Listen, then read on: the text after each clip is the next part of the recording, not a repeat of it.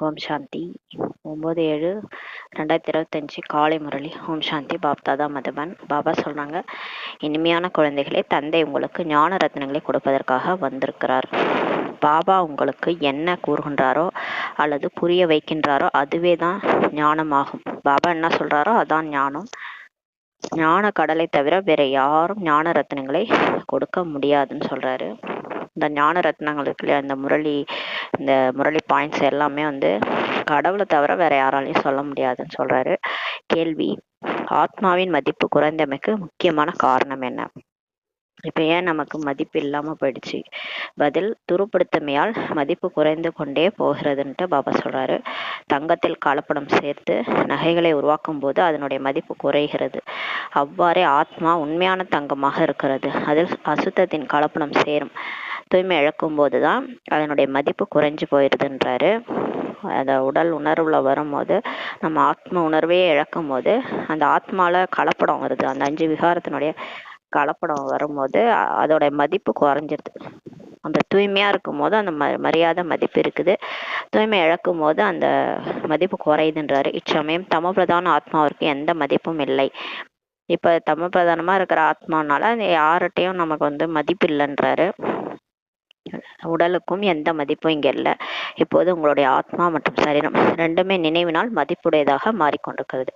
ஆனா இப்போ நமக்கு பாபா கிடைச்ச பிறகு பாபா நினைக்க நம்மளுடைய ஆத்மாவும் மாறுது, சரீரமும் மதிப்புடையதா இப்ப மாறிட்டு இருக்குன்ட்டு பாபா சொல்றாரு. பாடல்: இன்று யார் வந்தது அதிகாலையில் பாடல் ஓடுது. ஓம் சாந்தி. இனிமேல இனிமையான ஆன்மீக குழந்தைகளுக்கு ஆன்மீக தந்தையை புரிய வைக்கிறார். மேலும் நினைப்பதற்கான வழிமுறைகளையும் தெரிவித்துக் கொண்டிருக்கிறார். குழந்தைகள் அமர்ந்திருக்கிறாங்க. எப்படி நினைக்கணும்ன்ற வழிமுறையும் பாபா நமக்கு சொல்றாரு. நமக்கு பாபா முன்னாடி உட்கார்ந்துருக்கோம். குழந்தைகளுக்குள் கள்ளம் கபடமற்ற சிவத்தந்தை வந்திருக்கிறார். குழந்தைகளுக்குள்ளார கள்ளங்கபடம் இல்லாத சிவத்தந்தை வந்திருக்கிறார். 1/2 மணி நேரம் அமைதியில் உட்கார்ந்து விட்டார்கள். எதுவும் பேசவில்லை. 1/2 மணி நேரம் எல்லாரும் குழந்தைகள் 1/2 மணி நேரம் அமைதியில் உட்காந்துட்டாங்க, எதுவும் பேசல. உங்களுக்குள் சிவபாபா ஏதாவது கொஞ்சம் பேச வேண்டும் என ஆத்மா கூறுகிறது. இப்போ 1/2 மணி நேரம் பாபா பேசவே இல்லைன்னா உடனே நமக்கு என்ன தோணுது? பாபா ஏதாவது கொஞ்சம் பேசணும் அப்படின்ட்டு ஆத்மா சொல்லுது.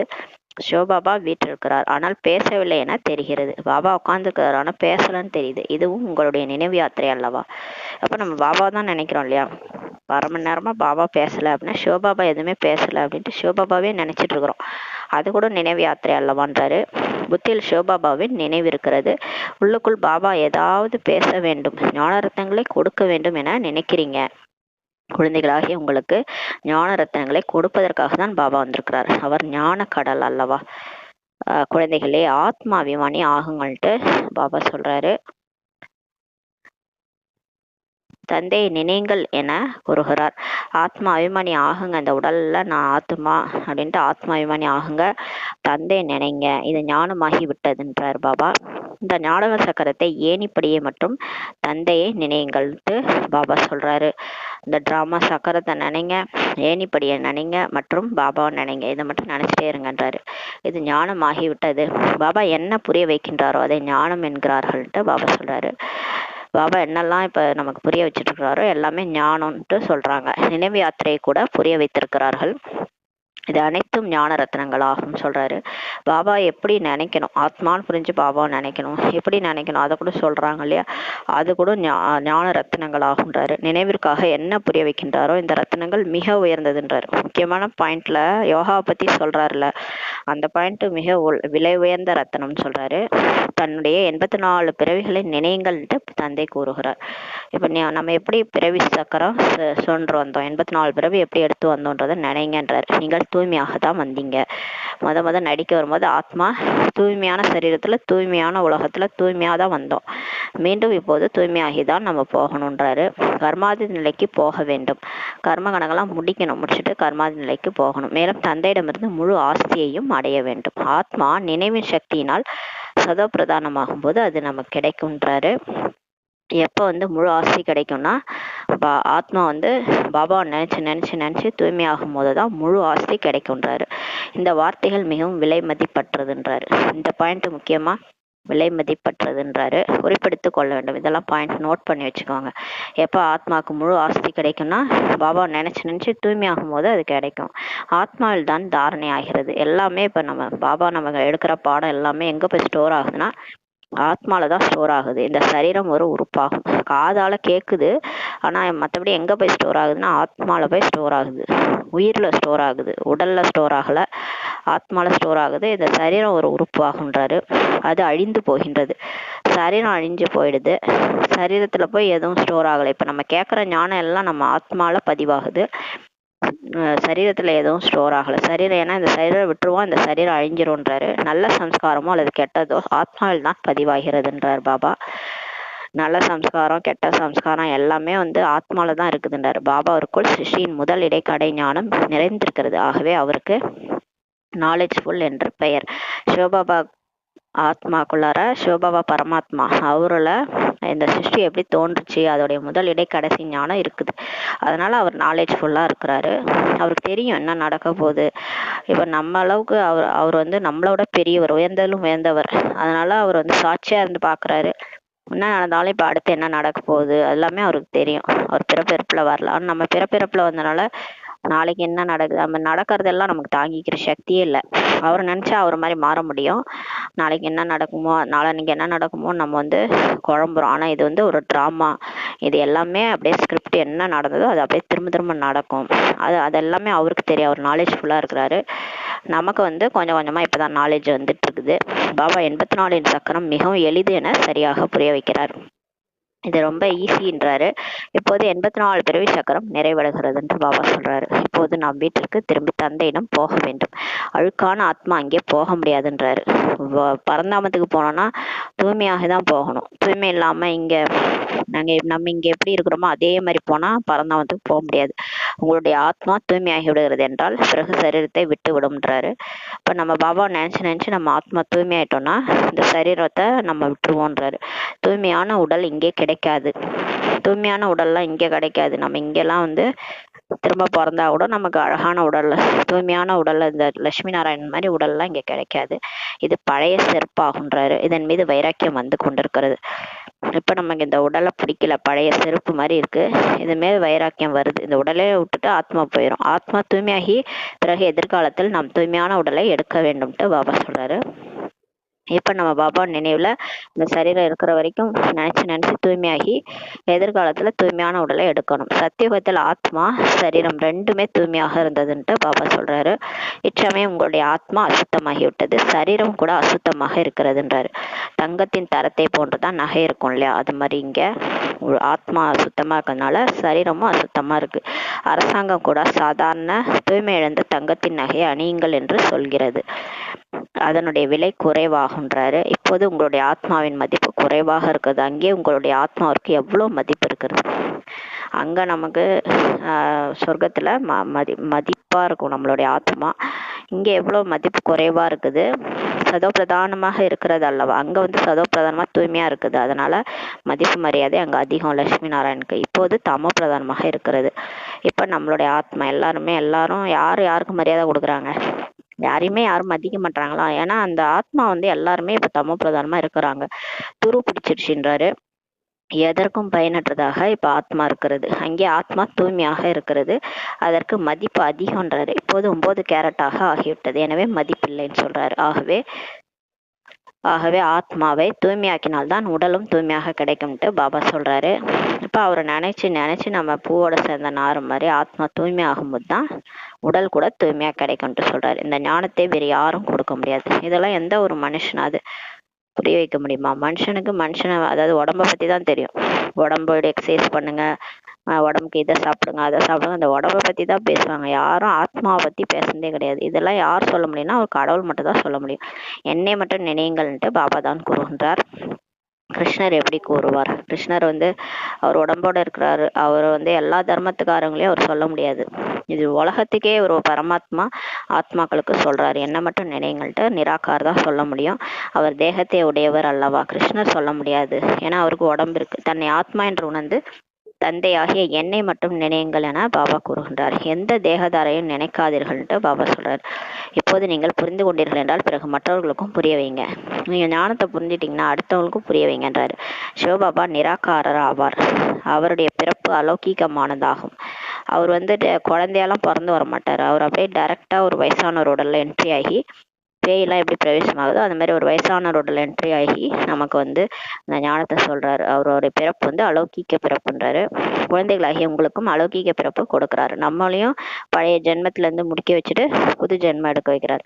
அலௌகீக தந்தை, அலௌகீக குழந்தைகள். லௌகீகம், பாரலௌகிகம் மற்றும் அலௌகீகம் என்று சொல்லப்படுகிறது. லௌகீகம்னா நம்ம சாதாரணமா கலியுகத்துல வாழ்ந்தாலே வீடுல இருக்கிறது அம்மா அப்பா அப்படின்னு உடம்போட இருக்கிறவங்கள நம்ம அம்மா அப்பா குழந்தைகள்னு வாழறோம் இல்லையா, அது லௌகீகம். பாரலௌகீக தந்தைன்றது ஆத்மா பரமாத்மா, ஆத்மாவுடைய அப்பா பரமாத்மா, அவ்வளவுதான். இது பாரலௌகியம். அலௌகீகன்றது இப்ப நம்ம பிரஜாபிதா பிரம்மாவனுடைய குழந்தைகளா வாய் வழி வம்சாவளியா பிறந்திருக்கிறோம். இப்ப நமக்கு அலௌகீக தந்தை கிடைச்சிருக்கிறாங்க. அதனால 3 விஷயம் சொல்லப்படுகிறது. குழந்தைகளாகிய உங்களுக்கு அலௌகீக பிறப்பு இப்ப கிடைக்கிறதுன்றாரு. தந்தை உங்களை தத்தெடுத்து ஆஸ்தி கொடுக்கிறார். பிராமணர்களாகிய நமக்கும் அலௌகீக பிறப்பு என நீங்கள் அறிகிறீர்கள்ன்றாரு. அலௌகீக தந்தையிடம் அலௌகீக சொத்து நமக்கு கிடைக்கிறது. பிரம்மா குமாரிகளை தவிர வேற யாரும் சொர்க்கத்துக்கு அதிபதியால ஆக முடியாதுன்ட்டு சொல்றாரு. மனிதர்கள் எதையுமே புரிஞ்சுக்கல. பாபா உங்களுக்கு எவ்வளவு புரிய வைக்கிறார். தூய்மை என்று இருக்கக்கூடிய ஆத்மா தந்தையை நினைக்காமல் தூய்மையாக முடியாதுன்னு சொல்றாரு. தூய்மை இல்லாம தான் இப்ப எல்லாரும் இருக்கிறாங்க. பாபா நினைக்காம தூய்மை ஆக முடியாதுன்றாரு. நானே தூய்மை ஆயிடுவேன், நானே காமம் கோபம் பற்று ஆசை அகங்காரத்தெல்லாம் நான் யோகா பண்ணி இந்த சன்னியாச தர்மத்துலலாம் அவங்க போயிட்டு அப்படியே உட்காந்து அந்த பயிற்சி, மூச்சு பயிற்சி, அந்த அஷ்டாங்க யோகாலாம் பண்ணி அவங்க கடவுள் அடையணும் முயற்சி செய்யறாங்க. எதுவுமே பண்ண முடியல. தூய்மையா கூட ஆக முடியாது. ஆத்மா 5 விகாரத்தையும் அகங்காரம் கூட போகாது. அகங்காரம் கூட போயாகணும். நான்ற அகங்காரமே இருக்கக்கூடாது தேக அபிமானத்துல. அதனால 5 விகாரங்களும் தூய்மை ஆனாதான், அது எல்லாமே நம்ம போனாதான் நம்ம பரந்தாமமே போக முடியும். தந்தையை நினைக்காம நம்மளால தூய்மையாக முடியாது. அவரை நினைச்சாதான் நம்ம தூய்மையாக முடியும். 5 விகாரத்தை விட முடியும். நினைக்கவில்லை என்றால் துரு அப்படியே இருக்கும்ன்றாரு. இப்ப பாபா நினைக்கலன்னா நம்ம பாவம் ஆத்மாவே தான் இருப்போம். அப்படியே ஆத்மால பாவம் அப்படியே ஸ்டோர் ஆனது அப்படியே தான் இருக்கும், கொஞ்சம் கூட கரையாது. ஆனா பாபா நினைக்கதான் பாவம் அழியும். தூய்மையாகவில்லை என்றால் தண்டனைகள் கிடைக்கும்ன்றாரு. நீங்க தூய்மை ஆகலைன்னா கண்டிப்பா தண்டனைகள் தர்மராஜ்ல கிடைக்கும். முழு உலகில் இருக்கக்கூடிய ஆத்மாக்கள் தூய்மையாகி திரும்பி போக வேண்டும்ன்றாரு. இப்ப நம்ம மட்டும் இல்ல, எல்லாருமே முழு உலகத்திலயும் யார் என்ன பாவம் செஞ்சாங்களோ எல்லாத்தையும் அவங்க அனுபவிச்சு தூய்மையாகி திரும்பி போகணுன்றாரு. உடல் போக முடியாது, உடல்ல மேலெல்லாம் போகாது, ஆத்மா மட்டும்தான் போகும். உடல் கீழே 5 தத்துவங்களால் ஆன உடல் 5 தத்துவங்களோட கலந்துரும். தன்னை ஆத்மா என்று உணர்வது எவ்வளவு கடினமாக இருக்கிறதுன்ட்டு பாபா சொல்றாரு. ஃபர்ஸ்ட் அந்த ஆத்மா பயிற்சி பண்றது ரொம்ப கஷ்டமா இருக்குன்றாரு. தொழில் செய்யும் போது அந்த மனநிலை இருப்பதில்லை. இப்ப நம்ம உட்காந்து பாபா ஆத்மான்னு நம்ம புரிஞ்சுக்கிறோம். இப்போ சென்டருக்கு போறோம், நான் ஆத்மான்ற உணர்வுல உட்காந்து நம்ம யோகா பண்றோம். அப்பெல்லாம் ஆத்ம உணர்வு இருக்கு. ஆனா வேலை செய்யும் போது நான் ஆத்மா இந்த கை மூலமா செய்யறேன் அப்படின்றத மறந்துடுதுன்றாரு. தன்னை ஆத்மா என்று நினைக்கவில்லை என்றாலும் சிவபாபாவையாவது நினையுங்கள் என்று பாபா சொல்றாரு. சரி, நீங்க உங்களை ஆத்மான்னு புரிஞ்சுக்கலனா கூட, நினைக்கலனா கூட அட்லீஸ்ட் என்னையாவது நினைங்கன்னு சொல்லி பாபா சொல்றாரு. வேலை செய்யும் போது கூட சிவபாபாவை நினைங்க. வேலை போன்றவர்களை செய்து கொண்டே இந்த கடினமான பயிற்சியை செய்யுங்க. இந்த உடலினால் வேலை செய்கிறேன், நான் ஆத்மாதான் சிவபாபாவை நினைக்கிறேன்ற பயிற்சியை செய்யுங்க. அதாவது இப்ப நம்ம கையால ஏதாவது வேலை செஞ்சுட்டு இருக்கிறோம். வீட்டுல இருக்கிறவங்களுக்கு பிரச்சனை இல்லை, வெளியே போய் வேலை செய்யறவங்களுக்கு தான் ரொம்ப கஷ்டமா இருக்கும். உடல்னால நான் வேலை செய்யறேன், நான் ஆத்மா, நான் வேற, இந்த உடல் வேற நான் வேற, இந்த உடல்னால வேலை செய்யறேன், நான் ஆத்மா சிவபாபாவை தான் நினைக்கிறேன்ட்டு நினைச்சிட்டே வேலை செய்யுங்க. ஆத்மா முதலில் தூய்மையாக இருந்தது, இப்போது மீண்டும் தூய்மையாக வேண்டும்ட்டு பாபா சொல்றாரு. இதுவே கடினமான முயற்சின்றாரு, கஷ்டம்தான்றாரு. இதில் மிகப்பெரிய வருமானம் இருக்குது. ஆனா அந்த மாதிரி யார் பாபாவை நினைச்சு தூய்மையாயிட்டாங்களோ அவங்க ரொம்ப வருமானம் அதிகம்ன்றாரு. இங்கே எவ்வளவு பணக்காரர்கள் இருக்கிறாங்க, கோடீஸ்வரர் இருக்கிறாங்க, ஆனால் அவர்கள் சுகமாகவே இல்லை. இப்ப பணக்காரங்க கூட என்ன வியாதி வந்துருது, எவ்வளவு பணம் இருந்தாலும் நிம்மதி இல்லை, நிறைய பிரச்சனைகள், அவங்க நிம்மதியா தூங்க கூட முடியாது. அதனால இங்க எவ்வளவு பணக்காரரா இருந்தாலும் அவங்களுக்கு சுகமாக இல்லைன்றார். அனைவரின் தலையிலும் துக்கம் இருக்கிறதுன்றாரு. பெரிய பெரிய ராஜாக்கள், குடியரசுத் தலைவர் போன்றவர்கள் இன்று இருக்கிறாங்க, நாளை அவர்களை கொலை செய்திடுறாங்கன்னு சொல்றாரு. வெளிநாடுகளில் என்னென்ன நடக்கிறது, பணக்காரர்களுக்கும் ராஜாக்களுக்கும் கூட மிகவும் கஷ்டங்கள் இருக்கிறதுன்ட்டு பாபா சொல்றாரு. இங்க யாருமே கலியுகத்துல நிம்மதியா இருக்க முடியாது, எல்லாருக்குமே கஷ்டம் இருக்குதுன்றாரு. பணக்காரங்க கூட நிம்மதியா இருக்க முடியல இல்லையா, அவங்கவுங்களுக்கு அவங்க பிரச்சனை கஷ்டம் இருக்குன்றாரு. இங்கே கூட ராஜாக்களாக இருந்தவர்கள் பிரஜைகளாகி விட்டனர்ன்றாரு. ராஜா இந்தியாவில கூட ராஜாக்களா இருந்தவங்களாம் இப்ப பிரஜைகள் ஆயிட்டாங்க. ராஜாக்கள் மீது பிரஜைகளின் ஆட்சி ஆகிவிட்டதுன்னு சொல்றாரு. நாடகத்தில் இவ்வாறும் நிச்சயிக்கப்பட்டிருக்குது. கடைசியில் இந்த நிலை ஏற்படுகிறது. பலர் தங்களுக்குள் சண்டையிட்டு கொண்டே இருப்பாங்க. போக போக பாருங்க, எல்லாரும் ஒருத்தவங்க மாத்தி ஒருத்தவங்க சண்டை போட்டே இருப்பாங்க. போன கல்பத்திலும் இவ்வாறு நடந்தது என உங்களுக்கு தெரியும் சொல்றாரு. 5000 வருஷத்துக்கு முன்னாடி இதேதான் நடந்தது. நீங்கள் குப்த வேஷத்தில் மனப்பூர்வமாக உயிருக்குயிராக அன்போடு தாங்கள் இழந்த ராஜ்யத்தை அடையிறீங்கன்ட்டு பாபா சொல்றாரு. இப்ப நம்ம குப்த வேஷத்துல இருக்கோம். வெளி உலகத்துல எது நடந்தாலும் நம்ம குப்த வேஷத்துல பாபாட்ட இழந்த ராஜ்யத்தை அடையறோன்றாரு. நாம் அதிபதியாக ஒரு காலத்துல இருந்தோம், சூரிய வம்சத்தின் தேவதையாக இருந்தோம் என்பதை அறிந்து கொண்டீர்கள். இப்போது மீண்டும் அவ்வாறு மாறுவதற்காக முயற்சி செய்து கொண்டிருக்கிறீங்கன்ட்டு பாபா சொல்றாரு. ஏனென்றால் இங்கே நீங்கள் சத்யநாராயண் கதையை கேட்டுக்கொண்டிருக்கிறீங்க அல்லவா. பாபா மூலமாக நாம் நரன்லேருந்து எப்படி நாராயணாக ஆவோம். தந்தை ராஜயோகத்தை கற்பிக்கின்றார். பக்தி மார்க்கத்தில் இதை யாரும் கற்பிக்க முடியாது. இந்த ராஜயோகத்தை கற்பித்து தான் நம்மளை மனுஷன் தேவதையா மாத்துறாரு. இது பக்தி மார்க்கத்துல கிடையாது. எந்த ஒரு மனிதரையும் அப்பா, டீச்சர், குரு என்று சொல்ல முடியாது. பக்தியில எங்கேயாவது நம்ம ஒரு அப்பாவோ டீச்சர் குரு எல்லாம் நீதான் அப்படின்ட்டு பாட்டு பாடியிருக்கோமா? இல்லை. யாருமே அந்த மாதிரி அப்பா, டீச்சர், குரு ஒன்னா இருக்க முடியாது. பக்தியில் எவ்வளவு பழைய கதைகளை சொல்றாங்க. இப்போது குழந்தைகளாகி நீங்கள் 21 பிறர்களுக்கு ஓய்வு எடுப்பதற்காக நிச்சயமாக இப்ப தூய்மை ஆகணும்ட்டு பாபா சொல்றார். தன்னை ஆத்மா என உணருங்கள் என பாபா கூறுகின்றார். அரைக்கல்பமாக நாடகத்தின்படி தேக உணர்வுல தான் நீங்க இருந்தீங்க. 63 பிறவியா நீங்க அந்த தேக உணர்வுல தான் இருந்தீங்க. இப்போது ஆத்ம உணர்வுடையவர் ஆகுங்கள்ன்றாரு. நாடகத்தின்படி இப்போது பழைய உலகத்தை மாற்றி புதியதாக்க வேண்டும். உலகம் ஒன்றுதான் பழைய உலகத்திலிருந்து புதுசாக மாறுது. புது உலகத்தில் புதிய பாரதம் இருந்தது. அங்கே தேவி தேவதைகள் இருந்தாங்க. தலைநகரத்தை கூட நீங்க அறிகிறீர்கள்ன்றாரு. தலைநகரம் டெல்லி இல்லையா, அந்த இடத்துலதான் தேவி தேவதைகள் ராஜ்யம் வரும். யமுனை ஆற்றங்கரையில் இருந்தது, அங்கதான் சொர்க்கம் இருந்தது. அதற்கு சொர்க்கம் தேவதைகளின் உலகம் என்று பெயர்ன்றாரு. அங்கே இயற்கையான அழகு இருக்கிறது. சொர்க்கத்துல இயற்கையான அழகு இருக்கும். ஆத்மா தூய்மையாகிறது என்றால் தூய்மையான ஆத்மாவிற்கு உடலும் கூட எப்படி கிடைக்கும்? தூய்மையாக கிடைக்கிறது. நான் உங்களை அழகான தேவி தேவதைகளாக மாற்றுகிறேன்ட்டு பாபா சொல்றாரு. நமக்குள் எந்த அவகுணமும் இல்லையே, நினைவில் நாம் இருக்கிறோமா என குழந்தைகளாகிய நீங்கள் சோதித்து கொண்டே இருங்கள்.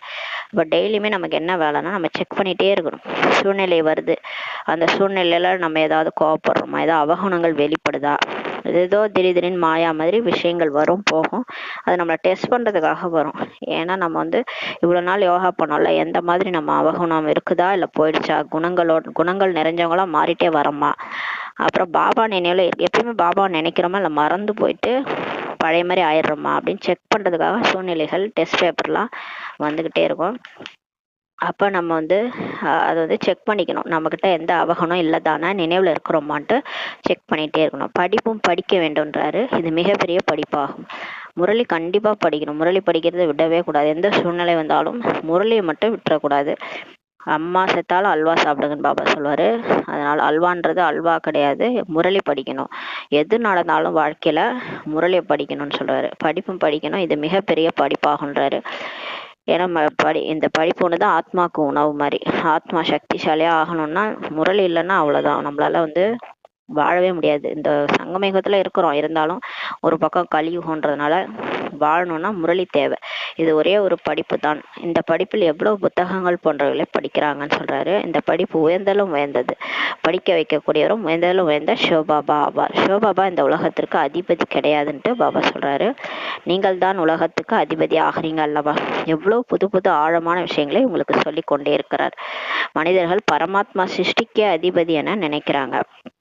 மனுஷங்க என்ன நினைக்கிறாங்க, கடவுள் பரமாத்மா உலகத்துக்கே அதிபதி நினைக்கிறாங்க. ஆனா பாபா சொல்றாரு, நம்ம தான் சிருஷ்டிக்கே அதிபதி. இனிமேல இனிமையான குழந்தைகளை, நான் இந்த சிருஷ்டிக்கு அதிபதி கிடையாதுன்ட்டு பாபா சொல்றாரு. நீங்க தான் அதிபதி ஆகுறீங்கன்ட்டு சொல்றாரு. பிறகு ராஜ்யத்தை இழக்கிறீங்க, நம்ம தான் அதிபதி ஆகிறோம். அப்புறம் அந்த மாயாவுடைய ராஜ்யத்துல ஆத்மா சோழி மாதிரி ஆயிட்டு ராஜ்யத்தை இழந்துறீங்கன்றாரு. எவ்வளவு சக்தி கொடுத்து ஆத்மா சக்திசாலி ஆக்கிட்டு போனாரு, கடைசியில நம்ம சக்தி இழந்துடுறோன்றாரு. மீண்டும் தந்தை உலகத்திற்கு அதிபதியாக மாற்றுகிறார். இப்ப கடவுளே நம்மள யோகா சொல்லி கொடுத்து ராஜயோகம் கத்து கொடுத்து திரும்ப உலகத்துக்கு அதிபதியாக்குறார். இதற்கு தான் உலகம் என்று பெயர் சொல்றாரு. இந்த கீழே நம்ம வாழறதுக்கு தான் உலகம்ட்டு பெயர். மூலவதனம் மற்றும் சூட்சுமவதனத்தின் விஷயம்லாம் அல்ல. மூலவதனத்திலிருந்து நீங்கள் இங்கே 84 பிறவிகளின் சக்கரத்தை சொல்றீங்க. இது பூமி ஒரு நாடக மேடை மாதிரி. இங்க நம்ம உடல் எடுத்து நடிக்கிறோம். நம்ம உண்மையில ஆத்மா நம்ம பரந்தாமத்துல இருந்து வந்தோம். இங்க 84 பிறவி சக்கரத்தை சோத்துறோன்றாரு. 84 பிறவி நம்ம எடுத்திருக்கிறோம். பிறகு தந்தை வர வேண்டியிருக்குது. அப்புறம் பாபா நம்மளை திரும்ப கூட்டு போறாரு. இப்போது மீண்டும் நீங்கள் இழந்த இந்த ஆஸ்தியை அடைவதற்காக உங்களை முயற்சி செய்ய வைக்கிறேன் அப்படின்றார் பாபா. வெற்றி தோல்வியில் விளையாட்டு அல்லவா இது? வெற்றி தோல்வி நம்ம மாயாவிடம் வெற்றி அடைகிறோம், அப்புறம் மாயாட்ட தோல்வி அடைகிறோம். இந்த விளையாட்டு தான் இந்த ஒரு நாடகமா அமைக்கப்பட்டிருக்கு. இந்த ராவண ராஜ்யம் இப்ப முடிய போகுதுன்றாரு. இப்ப அவ்வளவுதான், மாயாவுடைய ராஜ்யம் முடிய போகுது. அணைய போற விளக்கு பிரகாசமா எரியற மாதிரி இந்த மாயாவுடைய எல்லாமே முடிய போகுது. ஏன்னா இப்ப ராஜ யோகத்தினால சிவனே ராஜயோகம் கத்து கொடுக்குறாரு இல்லையா? அந்த யோக சக்தி, யோக பலத்தின் மூலமா சைலன்ஸ் பவர், அமைதி சக்தி பரவ போகுது. அதுல இந்த மாயாவுடைய ராஜ்யம் முடிஞ்சிருன்றாரு. பாபா எவ்வளவு எளிதாக நமக்கு புரிய வைக்கிறார். பாபா எவ்வளவு எளிதாக நமக்கு புரிய வைக்கிறார். பாபா மீண்டும் கற்றுத்தருகிறார். பாபா திரும்ப நமக்கு போன கல்பம் வந்த மாதிரி நமக்கு சொல்லி கொடுக்குறாரு. அங்கே மனிதர்களுக்கு பாடம் கற்றுத்தராங்க. அங்க வெளி உலகத்துல மனுஷங்களுக்கு பாடம் எடுக்கிறாங்க. நீங்களும் மனிதர்களே, ஆனால் பாபா ஆத்மாக்களாகிய உங்களுக்கு கற்பிக்கின்றார். நம்ம கூட மனுஷங்க தான், ஆனா நம்ம மனித ஆத்மாக்கள். நம்ம ஆத்மாக்களாகிய நமக்கு தான் கடவுள் பாடம் கற்பிக்கிறார். படிப்பின் அறிவுரை ஞானம் ஆத்மாவில் தான் பதிவாகிறது. இப்போ அட்வைஸ் பண்றாரு இல்லையா பாபா, ஞானம் கொடுக்குறாரு. அது எல்லாமே இப்ப ஆத்மாவில் தான் பதிவாகுது. இப்போது நீங்கள் மிகவும் ஞானம் நிறைந்தவர்கள், நாலேஜ்ஃபுல். அது அனைத்தும் பக்தியின் ஞானம். வருமானத்திற்கு கூட ஞானம் இருக்கிறது. அதாவது மற்றது நம்ம வெளி உலக விஷயங்கள், அந்த பக்தியில சொன்னது அதெல்லாம் பக்தியின் ஞானம். இப்ப சிலது படிக்கிறாங்க, அந்த எஜுகேஷன், அந்த டாக்டர் ஆகணும், இன்ஜினியர் ஆகணும், அதெல்லாம் வருமானத்திற்கான ஞானம் கூட இருக்கிறது. பக்தியில சாஸ்திரங்களை படிச்சு அதோட ஞானத்தை புரிஞ்சு வச்சிருப்பாங்க. இந்த கதைகள்லாம் தெரிஞ்சு வச்சிருப்பாங்க. அது சாஸ்திரங்களின் ஞானமும் இருக்கிறது. ஆனா இது நம்மளுடைய ஆத்மா பத்திய ஞானம், ஆத்மீக ஞானமாகும். இது கடவுளே நமக்கு சொல்லி கொடுக்கிறார். ஆத்மாக்களாகிய உங்களுக்கு ஆத்ம தந்தை ஞானத்தை வழங்குகிறார். 5000 வருடங்களுக்கு முன்பு கூட நீங்க இதேதான் கேட்டீங்கன்றாரு. முழு உலகத்திலும் அனைத்து மனிதர்களையும் இவ்வாறு ஒருபோதும் யாரும் கற்க வைத்திருக்க மாட்டார்கள் சொல்றாரு. இப்ப முழு உலகத்துல எவ்வளவு பேர் இருக்காங்க, ஆனா யாருமே இந்த மாதிரி கற்க வச்சிருக்க மாட்டாங்க. எல்லா மனுஷங்களும் இதே மாதிரி ஒரே முரளியை படிக்க மாட்டாங்க. யாருக்கும் தெரியவில்லை ஈஸ்வரன் எப்படி படிக்க வைக்கிறாருன்ட்டு. ஆனா யாருக்கும் தெரியல எப்படி பாபா எல்லாரையும் மாத்துறாரு, எப்படி படிக்க வச்சு மாத்துறாருன்ட்டு. இப்போது இந்த படிப்பினால் ராஜ்யம் ஸ்தாபனையாகி கொண்டிருக்கிறது என குழந்தைகளாகிய நீங்கள் அறிவீர்கள். யார் நன்கு படிக்கிறார்களோ, ஸ்ரீமத் படி நடக்கிறாங்களோ அவர்கள் உயர்ந்தவரா ஆகிறாங்க. யார் பாபாவுக்கு நிந்தனை செய்யறாங்களோ, கையை விட்டுறாங்களோ அவங்க பிரஜையில் மிக குறைந்த பதவி அடைவாங்கன்றாரு. பாபா ஒரே ஒரு படிப்பு தான் படிக்க வைக்கிறார். படிப்பில் எவ்வளவோ வாய்ப்புகள் கூட இருக்கிறதுன்றாரு. இந்த பாபா இதே 4 பக்கம் முறையில தான் எல்லாரும் படிக்கிறாங்க. இந்த படிப்புல தான் நிறைய வாய்ப்புகள் இருக்கிறது. தெய்வீக ராஜ்யம் இருந்தது அல்லவா? ஒரே ஒரு தந்தை தான் இங்கு ராஜ்யத்தை ஸ்தாபனை செய்கிறார். மற்ற அனைத்தும் அழிய வேண்டும்ன்றாரு. குழந்தைகளே இப்போது சீக்கிரம் தயாராகுங்க, ஏன்னா உலகம் அழிய போகுது இல்லையா? அதுக்கு முன்னாடியே ரெடி ஆயிடுங்க. கவனக்குறைவில் நேரத்தை டைம் வேஸ்ட் பண்ணாதீங்கன்ட்டு பாபா சொல்றாரு. நினைக்கவில்லை என்றால் மிக மதிப்பு மிக்க நேரம் இப்ப வீணாகுது. பாபா நினைக்காம விட்டுட்டோம்னா இந்த டைம் திரும்ப வராதுன்றாரு. நம்ம அப்புறம் பச்சாதாபப்படும். ஐயோ அன்னைக்கே பாபாவை நிறைய நினைச்சிருக்கலாம் போல இருக்கு, இப்ப என்ன இவ்வளோ மோசமாயிடுச்சு, இப்ப நமக்கு நேரமே இருக்க மாட்டுது அப்படின்ட்டு நம்ம லைஃப்லயே நம்ம ஃபீல் பண்ணுவோம். அந்த மாதிரி ஆயிடும். ஏன்னா போக போக டைம் அப்படியே ஃபாஸ்டா போயிட்டு இருக்கிறதுனால இப்பவே நினைங்கன்றாரு. உடலை கவனிப்பதற்காக தொழில் போன்றவைகளை செய்யுங்க. உடலை கவனிச்சுக்கணும், அதுக்காக வேலையும் செய்யுங்க. இருப்பினும் கைகள் வேலை செய்தாலும் மனசு பாபா தான் நினைக்கணும்ன்றாரு. என்ன நினைத்தால் உங்களுக்கு ராஜ்யம் கிடைக்கும்னா பாபா சொல்றாரு. இறைவன் நண்பன் கதை கூட கேட்டிருப்பீர்கள் அல்லவா? அல்லாவுதீன் கதை நாடகம் கூட காண்பிச்சிருக்கிறாங்க. இறை நண்பன் கதை கூட இருக்கு, அல்லாவுதீன் கதை இருக்கு. அல்லாவுதீன் நமக்கு தெரியும், விளக்கை தேய்ப்பதால் பொக்கிஷம் வந்தது. விளக்க தேய்ச்சோடனே ஒரு பூதம் வரும், அது என்ன கேக்குதோ அது கொடுக்கணும் இல்லையா? அந்த மாதிரி அல்லாவுதீன் கதை அந்த கடவுள் என்ன வேணுமோ நமக்கு கொடுப்பாரு அப்படின்ட்டு. இப்போது அல்லாஹ் உங்களை தேய்ப்பதால் எதிலிருந்து இருந்து என்னவாக நீங்க மாற்றுகிறார் என குழந்தைகள் அறிகிறீர்கள். ஆனா உண்மையா பாபா வந்து நம்மளை தேய்க்கிறாரு. ஆத்மாவை தேய்ப்பதனால இப்ப மனுஷன்ல இருந்து தேவதையா நம்மளை மாத்துறாருன்ட்டு நமக்கு தெரியும். உடனே தெய்வீக திருஷ்டினால் வைகுண்டத்திற்கு செல்கிறீர்கள். அந்த காலத்துல பரமாபாபா பார்க்கும் போதே எல்லாம் டிரான்ஸ்ல போயிடுவாங்க. ஆத்மாவோட அந்த தெய்வீக புத்தியின் மூலமா பார்வையின் மூலமா வைகுண்டத்தை பார்க்க போயிடுவாங்க. முன்பு பெண் குழந்தைகள் தங்களுக்குள் ஒன்றாக அமர்வார்கள். முன்னாடிலாம் வந்து பாபா வந்து தனியா வந்து என்ன பண்ணுவாங்க, மதுபனில் ஆரம்ப காலத்துல 350 பேர் இருந்தாங்களே, அப்போ வந்து தனித்தனியா ஜாதிஸ்லாம் வந்து சின்ன குழந்தைங்களா இருக்கும்போது ஒண்ணா உட்காரும் போதே டிரான்ஸ்ல போயிடுவாங்களாம். பிறகு அவர்களாகவே தியானத்தில் சென்று விடுவார்கள். ஏன்னா அவங்க எல்லாருமே சொர்க்கத்துல தேவதைகளா இருந்தவங்க தானே. அவங்களுக்கு அப்படியே அந்த டிரான்ஸ்ல போனோடனே அவங்க எல்லாரும் ஒண்ணா சேர்ந்து டிரான்ஸ்ல போயிடுவாங்களாம். பிறகு மாயாஜாலம் என்று சொல்லிட்டாங்க. அப்புறம் எல்லாரும் இங்க போனாலே ஏதோ மாயாஜாலம்ன்ட்டு சொல்லிட்டாங்க. எனவே அதை நிறுத்திட்டார். அதனால சிவபாபா நிறுத்திட்டார். இந்த விஷயங்கள் அனைத்தும் இந்த நேரத்தினுடையதாகும் சொல்றாரு. ஆத்மா தாயின் கதை கூட இருக்கிறது. வாயில் மணியை போட்டு விடுகின்றனர். ஆத்மதாயி கதைனா வாயில கூழாங்கல்ல போட்டுக்கிற கதை. அதாவது எதுவும் பேசக்கூடாது, வாயை மூடிக்கிட்டு இருக்கணும், அதுக்காக வாயில கூழாங்கல்ல போட்டுக்கிறது அந்த ஒரு கதை இருக்கு. மாயை மறைந்து போய்விட்டது. வாயில கூழாங்கல்ல போட்டா மாயா போயிடும், நம்ம போடலைன்னா மாயா வந்துடும். மணியை எடுத்து விட்டால் மாயா வந்து விடுகிறது. யாருக்கும் ரகசியம் புரியவில்லை.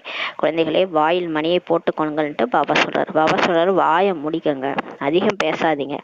பேசினாதான் மாயா வரும். பேசாம நம்ம கம்முன்னு இருந்தோம்னா, அமைதியில போயிட்டோம்னா எந்த மாயாவும் வராது. நீங்கள் அமைதி கடல். ஆத்மா அமைதியில் தன்னுடைய சுய தர்மத்தில் இருக்கிறதுன்ட்டு பாபா சொல்றாரு. நம்ம ஆத்மா என்பது சத்தியுகத்தில் கூட அறிகிறார்கள். சொர்க்கத்துல கூட தன்னை ஆத்மான்னு எல்லாரும் புரிஞ்சிருப்பாங்க. மற்றபடி பரமாத்மாவை யாரும் அறியவில்லை. ஆனா சொர்க்கத்துல கடவுள் யாருன்னு யாருக்கும் தெரியாது. எப்போதாவது யாராவது கேட்டால் அங்கே விகாரத்தின் பெயரே இல்லைன்னா சொல்லுங்கள். யாராவது சொர்க்கம் எப்படி இருக்குன்னு கேட்டாங்கன்னா அங்க 5 விகாரமே இருக்காதுன்ட்டு சொல்லுங்க. அது விகாரமற்ற உலகம். 5 விகாரங்களுக்கு வசமாவதில்லை. அங்க லட்சுமி நாராயணன் அந்த காமம், கோபம், பற்று, ஆசை, அகங்காரம்னா என்னன்னே அவங்களுக்கு தெரியாது. அதுக்கான பயிற்சி முன்பிறவில எடுத்துட்டு போயிடுவாங்க. அதனால அந்த 5 விகாரம்னா என்னன்னே அவங்களுக்கு தெரியாது. காமம் அப்படின்னா என்ன, கோபம் அப்படின்னா என்ன, கோபப்படவே தெரியாது அவங்களுக்கு. அந்த ஒரு சீச்சின்னு கூட சொல்ல மாட்டாங்க. அந்த வெறுப்பு அதெல்லாம் கூட அவங்களுக்கு வராது. ஏன்னா உடல் உணர்வே கிடையாது. அதனால அவங்களுக்கு அந்த கோபம் அந்த மாதிரி பற்று அவங்களுக்கு கிடையாது. எதன் மேல அவங்க சுத்தி எல்லாமே இருக்கும், ஆனா எதன் மேலே அவங்களுக்கு ஆசை இருக்காது. அது மாதிரி பற்று வந்து இப்போ குழந்தை இருக்குன்னு 2 குழந்தைங்களாம் இருக்கும், ஆனா அந்த குழந்தைங்க மேல பற்று இருக்காது. ஏன்னா அவங்களாம் ஆத்மான்னு புரிஞ்சிருப்பாங்க. இவங்க ஆத்மா, இவங்க நடிக்க வந்திருக்காங்க அப்படின்ட்டு அவங்க சாதாரணமா அந்த ஆத்ம உணர்வுல இருக்கிறதுனால அந்த பற்று இருக்காது. நஷ்ட மோகா நிலையில இருப்பாங்க. தனியா அவங்கவுங்க பார்த்து நடிப்பாங்க. அந்த உடலை விட்டு அந்தந்த டைம் கரெக்டா போயிடுவாங்க. பேராசையும் இருக்காது. அதுக்கப்புறம் அகங்காரமும் இருக்காது. நான் யார் தெரியுமா, இவ்வளோ பெரிய மாளிகையில வசிச்சா கூட அந்த அகங்காரமே இல்லாம பணிவா இருப்பாங்க. நான் தான் வந்து உலகத்துக்கே அதிபதி என்ற அந்த ஒரு அகங்காரம் கூட இருக்காது. ஏன்னா இங்க சுயமரியாதை சமானத்துல பிராக்டிஸ் பண்ணதுனால அங்க வந்து அவங்களுக்கு அந்த அகங்காரமே இருக்காது. தேக உணர்வும் அங்க இல்லைன்றாரு. சொர்க்கத்துல அந்த தேகம், நான் தான் இந்த தேகம்னு கூட அவங்களுக்கு தெரியாது. ஆத்ம உணர்வுல நடிப்பாங்க. மாயாவின் ராஜ்யத்தில் தேக உணர்வுகளாக மாறுகிறார்கள். ஆனா இது அப்படியே ஆப்போசிட்டா 2500 வருஷம் கழிச்சு நம்ம மாறிடும். தேக உணர்வுல வந்து நான் பேசுறது, காம வயப்படுறது, கோபப்படுறது, எல்லாரையும் வந்து கோபப்பட்டு அடிக்கிறது, திட்டுறது, அடிக்கிறது, கொலை பண்றது, இதெல்லாம் வந்து ராவண ராஜ்யத்துல நடக்குது. அப்புறம் பேராசைப்படுறது பேராசை பெருநஷ்டம் ஆயிடும். அது மாதிரி ஆசை, பேராசை, அகங்காரமா பேசுறது எல்லாமே வந்து ராவண ராஜ்யத்துல நம்ம பண்ண ஆரம்பிச்சிடும். அதனாலதான் தேக உணர்வுடையவரா மாறிடுறாங்கன்றாரு. அங்கே மோகத்தை வென்றவர்களாக இருக்கிறாங்க. அங்க சொர்க்கத்துல மோகமே இருக்காது, பற்ற வென்றவர்களா இருப்பாங்க. இந்த பழைய உலகில் பற்றுதல் இருந்து விடுபட வேண்டும். ஆனா இங்க எல்லாரும் உடம்பு மேல பற்று, உறவினர்கள் மேல பற்று, யாருக்கா ஏதாவது ஆச்சுன்னா நம்ம உட்காந்து அழுவோம். ஏன்னா அந்த பற்று வச்சிருக்கோம் இல்லையா, அதனாலதான் அழறோம். அங்க அடிச்சா இங்க வலிக்குதான்னு கேட்பாங்கல்ல, அதுதான் அந்த பற்று தான் நமக்கு வந்து துக்கத்தை கொடுக்குது ஆத்மாக்கு. அதனால இந்த பழைய உலகில் இப்ப பற்றுதலை விட வேணும். உலகத்து மேலே உலகையே விடுங்கன்றாரு. இந்த உலகத்திலே வாழணும்னு எதுக்கு நினைக்கிறீங்க, இது பழைய உலகம்ன்றாரு. யார் வீடு வாசலை திறக்கிறார்களோ அவர்களுக்கு வைராக்கியம் வருகிறது. சாமியார்களுக்கெல்லாம் வைராக்கியம் வரும், வீடு வாசலை திறந்துட்டு போயிடுவாங்க. நீங்கள் வீடு வாசலை விட வேண்டியதில்லை. நம்ம வீடு வாசலை விட நான் வீட்டுல இருந்துகிட்டே எல்லையற்ற வைராக்கியம் வைங்கன்றாரு. பாபாவின் நினைவுலேருந்து இந்த பழைய உடலை விட்டு விடுங்கள். எங்க இருந்தாலும் இருங்க, அங்கேயே சேவை பண்ணுங்க. பாபா நினச்சி அந்த உடலை விட்டுடுங்க. அனைவரின் கணக்கு வழக்கும் இப்போ முடிய வேண்டும். பிறகு வீட்டுக்கு போவாங்க. எல்லாரும் அவங்கவுங்க பாட்டு நடிச்சுட்டு கணக்கு வழக்கம் முடிச்சுட்டு பறந்தாம போயிடுவோம். கல்பமாக இது நடக்கிறதுன்ட்டு பாபா சொல்றாரு. உங்களுடைய புத்தி இப்போது மிக தொலைதூரத்திற்கு அப்பால் மேலே செல்கிறதுன்ட்டு பாபா சொல்றாரு. அந்த மக்கள் கடல் எதுவரை ஆழம் இருக்கிறதுன்ட்டு பார்க்க போறாங்க.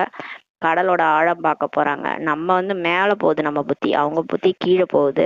கடலை ஆழத்தை பார்க்க போறாங்க. அதே மாதிரி சூரியன் சந்திரன்ல என்ன இருக்குன்ட்டு பார்க்க போறாங்க. இவைகள் தேவதைகள் வர முன்பு நினைத்தார்கள். பக்தி மார்க்கத்துல இந்த சூரியன் சந்திரன் எல்லாம் சாமி கும்பிட்றாங்க. அதை ஒரு சூரியனுக்கு ஒரு ஸ்லோகன், சந்திரனுக்கு ஒரு ஸ்லோகன் வச்சுட்டு அதெல்லாம் தேவதைகள்னு நினைச்சுக்கிறாங்க. உண்மையில அவங்களாம் தேவதைகள் கிடையாது. அது அந்த நாடக மேடையின் விளக்குகள் போலன்ட்டு நீங்க சொல்றீங்க. பாபா நமக்கு சொல்லியிருக்காரு, இந்த சூரியன் காலையில் வந்தால் தான் உங்களுக்கு வெளிச்சம் வரும். தென் நிலா நைட்டில் வச்சா வந்தால் தான் உங்களுக்கு வெளிச்சம் வரும். அதனால் அது ஒரு விளக்கு அப்படின்றாரு. அதை போய் தேவதைன்ட்டு வச்சு வழிபட ஆரம்பிச்சிட்டாங்க. இந்த பக்தியில் எல்லாமே மூட நம்பிக்கை தான். இங்கே விளையாட்டு கூட நடக்கிறது. எனவே விளக்குகள் இங்கே தான் இருக்கிறதுன்றாரு.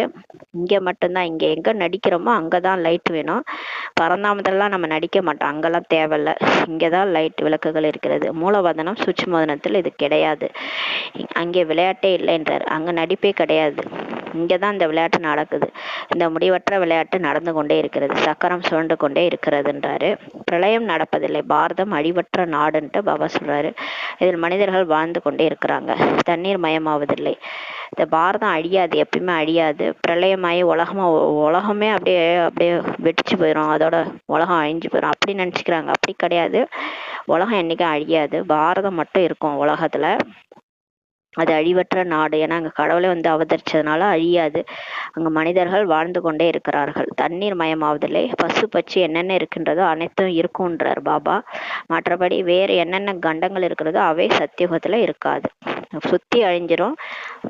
பாரதம் இருக்கும். அந்த என்னென்ன விலங்கினங்கள்லாம் வாழுதோ எல்லாம் வாழும். மற்றபடி மற்ற கண்டங்கள் மட்டும் சொர்க்கத்துல இருக்காது. நீங்கள் தெய்வீக திருஷ்டியில் பார்த்தீங்க தானே, அதை மீண்டும் நடைமுறையில இப்ப பார்ப்பீங்க. ஆரம்பத்துல நம்ம வரும்போது நம்ம காட்சிகள்லாம் கிடைச்சிது. கிருஷ்ணரோட காட்சி, நம்ம தேவதைகளோட காட்சிலாம் ஆரம்பத்துல கிடைச்சிது. அந்த மாதிரி காட்சிகள்லாம் உண்மையிலே நேராவே பார்ப்பீங்க.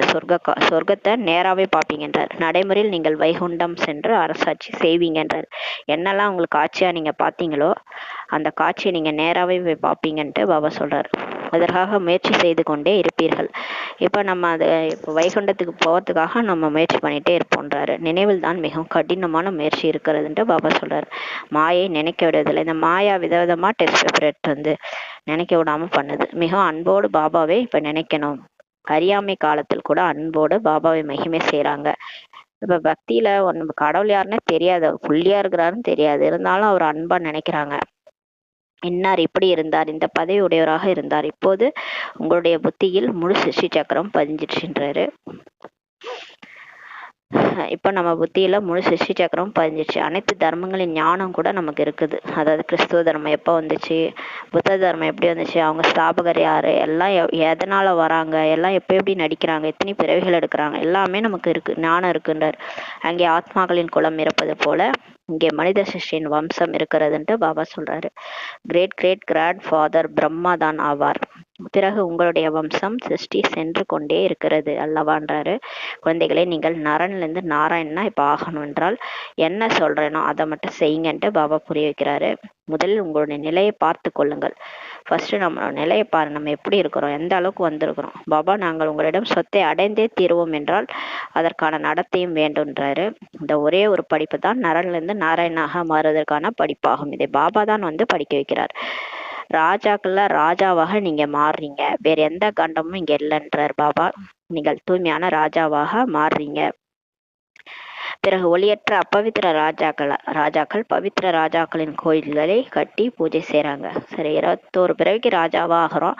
அதுக்கப்புறம் 63 பிறவி நம்ம இறங்கி வரும்போது ஒளியற்ற அப்பவித்திர ராஜாவா மாறிட்டு பவித்திர ராஜா லட்சுமி நாராயணன் கோயிலை கட்டி பூஜை செய்யறாங்கன்றார். இப்போது நீங்கள் படித்து கொண்டிருக்கிறீங்க. எதுக்காக?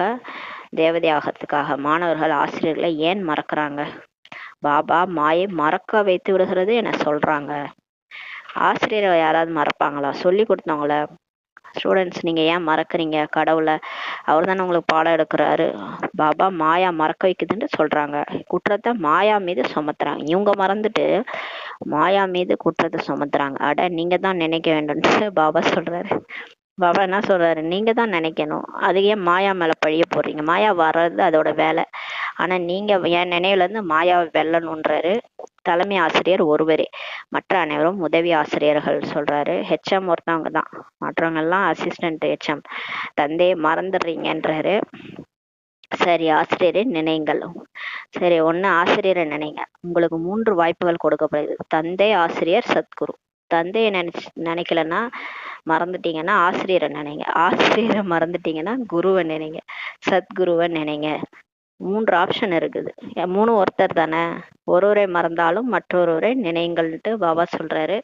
நல்லது. இனிமேல இனிமையான காணாமல் போய் கண்டிருக்கப்பட்ட செல்லமான குழந்தைகளுக்கு தாயின் தந்தைமாகிய பாப் தாதாவின் அன்பு நினைவுகள் மற்றும் காலை வணக்கம்.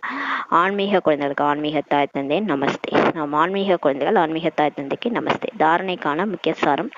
ஃபர்ஸ்ட் பாயிண்ட், தந்தையிடமிருந்து முழு சொத்தையும் அடைய வேண்டும் என்றால் சொல்வதும் செய்வதும் ஒன்றாக இருக்க வேண்டும். இதற்கு முயற்சி செய்ய வேண்டும். மோகத்தை வென்றவராக ஆக வேண்டும்ட்டு பாபா சொல்றாரு. 2வது பாயிண்ட், நாம் அமைதி கடலின் குழந்தைகள். நாம் அமைதியில் இருக்க வேண்டும் என்பது சதா நினைவில் வைக்க வேண்டும். வாயில் மணியை போட்டுக் கொள்ள வேண்டும்.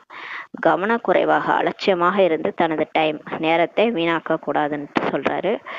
வரதானம், குழு ரூப ஒரே வழி கோட்டையை வலிமை மிக்கதாக ஆக்கக்கூடிய அனைவருக்கும் சிநேகி திருப்தியான ஆத்மா ஆகுகன்ற வரதானம் கொடுக்கிறாரு. குழுவின் சக்தி விசேஷ சக்தி ஆகும். ஒரே வழியில் நடக்கும் குழுவின் கோட்டையை யாராலும் அசைக்க முடியாதுன்ட்டு பாபா சொல்றாரு. இப்ப டீமா இருந்தோம்னா தான் நமக்கு விசேஷ சக்தி கிடைக்கும். குழுவா இருந்தாதான் நம்ம கோட்டையை உடைக்க முடியாது. தனியா இருந்தோம்னா மாயா தோக்கடிச்சிரும். குழுவா இருக்கும் போது மாயாவால ஒன்றும் செய்ய முடியாது. அதனால குழுவோடைய சக்தி விசேஷ சக்தின்றார். ஒரே வழியில் நடக்கும் குழுவின் கோட்டையை யாராலும் அசைக்க முடியாதுன்றார். எல்லாருக்கும் ஒரே மாதிரி ஒரே சிந்தனை ஒரே மாதிரி இருக்கிறோம்னா அந்த குழுவை யாராலையும் உடைக்க முடியாதுன்றாரு. இப்ப பாபா அந்த மாதிரி குழுவை தான் உருவாக்கிட்டு இருக்கிறாரு. ஒரே வழியில நடக்கக்கூடியவங்க, அவங்களுடைய குழுவின் கோட்டையை யாராலையும் அசைக்க முடியாது. மாயா பிரிக்க முடியாதுன்றார். ஆனால் இதற்கு ஆதாரம் ஒருவர் மற்றொரு சிநேகியாகி அனைவருக்கும் மதிப்பளிப்பதாகும். ஆனா நம்ம குழு ஒற்றுமையா இருக்கணும்னா ஒருத்தவங்க மற்றவங்களுக்குள்ள அட்ஜஸ்ட்மெண்ட் இருக்கணும், அன்பா இருக்கணும். அன்பா இருந்து எல்லாருக்கும் ரெஸ்பெக்ட் கொடுத்தாலே போதும், எல்லாரும் ஒன்னா இருப்பாங்க. நீங்க ரெஸ்பெக்ட் கொடுக்கல, அன்பா இல்லை அப்படின்னா பிரிஞ்சு போயிடுவாங்க. அதனால ஒருத்தவங்க மற்றவங்களுக்கு ரெஸ்பெக்ட் கொடுங்க, அன்பா இருங்கன்னு சொல்றாரு. மற்றும் சுயம் திருப்தியாக இருந்து அனைவரையும் திருப்திப்படுத்தணும். நீங்களும் திருப்தியா இருங்க, எல்லாரையும் திருப்திப்பட்டுருங்க. யாரும் தொந்தரவுக்குள்ளாக கூடாது, யாரும் தொந்தரவு ஆயிட்டக்கூடாது, யாரையும் தொந்தரவு செய்யக்கூடாது, மற்றவங்களை தொந்தரவு பண்ணாதீங்க. அனைவரும் ஒருவர் மற்றவருக்கு சுபபாவனை சுப விருப்பத்தின் சகயோகம் கொடுத்து கொண்டே இருந்தால் இந்த குழுவின் கோட்டை வலிமை மிக்கதாக ஆகிவிடும். எல்லாரும் மற்றவங்க முன்னேற்றுங்க. அது எல்லாருமே ஒருத்தவங்க ஒரு மாதிரி இருப்பாங்க. எல்லாருக்கும் சுபபாவனை வச்சு சுப விருப்பம் வச்சு சகயோகம் கொடுத்துட்டே இருந்தீங்கன்னா வலிமை மிக்கதாக ஆயிடும். மற்றபடி நம்ம ஒரு ரெஸ்பெக்ட் கொடுக்கல, அவங்கள ஒரு அவதூறு பார்ப்போம், ஒருத்தவங்க மற்றவங்கள பற்றி ஏதாவது பேசுகிறோம், பின்னாடி பேசுகிறோம், இப்படிலாம் இருந்ததுன்னா அது ஆத்மாவுக்கு டச் ஆகிடும். அப்புறம் அந்த ஆத்மா நம்ம குழு விட்டு பிரிஞ்சு போயிடுவாங்க. அதனால நம்ம எல்லாரையும் அட்ஜஸ்ட் பண்ணிட்டு போகணும். சுப பாவனை வைக்கணும், சுப விருப்பம் வைக்கணும். முக்கியமாக எண்ணங்கள் மூலமாக நம்ம சுப பாவனை சுப விருப்பம் சகயோகம் கொடுத்துக்கிட்டே இருக்கணுன்றாரு. இல்லைன்னா பிரிஞ்சு போயிடுவாங்க ஆத்மாக்கள். ஆனால் இங்கே குழுவாக இருந்தால் தான் மாயாவை வெல்ல முடியுன்றாரு. குழுவின் சக்தி தான் வெற்றியின் விசேஷ சொரூபமாகட்டு பாபா சொல்றாரு. இப்போ குழுவா இருக்கும்போது தான் அந்த கடைசியாக அந்த குழு ஃபார்ம் ஆகிடும். அந்த 108 பேர் ரெடி ஆகிடுவாங்க. அவங்க ஒவ்வொருத்தரும் ஒரு குழு ஃபார்ம் பண்ணிடுவாங்க. டோட்டலாக இத்தனை பேர் சேர்ந்து 16,000 பேர் ரெடி ஆகிட்டோம்னு நினச்சிக்கோங்களேன். எல்லாரும் சேர்ந்து யோகா பண்ணும்போது கண்டிப்பாக நம்மளுடைய அந்த உள்ளுக்குள்ளார இருக்கிற அந்த கலியுக மலை இருக்குல்ல, நம்மளோட அவகுணங்கள் நம்மளோட இது எல்லாத்தையுமே அழிச்சிட்டோம்னாலே முழு உலகத்துல இருக்கிறது போயிடும். அப்ப டோட்டலா கலியுக மலையை தகர்த்த முடியும். அதுக்கு இப்ப குழுவின் சக்தி தான் நமக்கு தேவைன்றாரு. அதுதான் வெற்றியின் விசேஷ சுரூபமாகுன்றாரு. ஸ்லோகன், எப்போது ஒவ்வொரு கர்மமும் யதார்த்தமாக மற்றும் யுக்தியுடன் கூடியதாக இருக்கிறதோ, எப்ப நம்மளோட ஒரு செயலும் யதார்த்தமா இருக்கணும். அது ஏதோ குழப்பிக்காம டென்ஷன் ஆகாம யதார்த்தமா இருக்கணும், யுக்தியா இருக்கணும். ஒவ்வொரு பிகேஸுக்கும் யுக்தியா இருக்கணும். அப்ப வெளியிலலாம் போறோம்னா ரொம்ப ஜாக்கிரதையா நடந்துக்கணும். பகுத்தறியும் சக்தி தேவை. யதார்த்தமா இருக்கணும், யுக்தியோட இருக்கணும். அப்போதுதான் பவித்திர ஆத்மா என சொல்வார்கள். அப்பதான் உங்களை தூய்மையான ஆத்மான்னு சொல்வாங்க.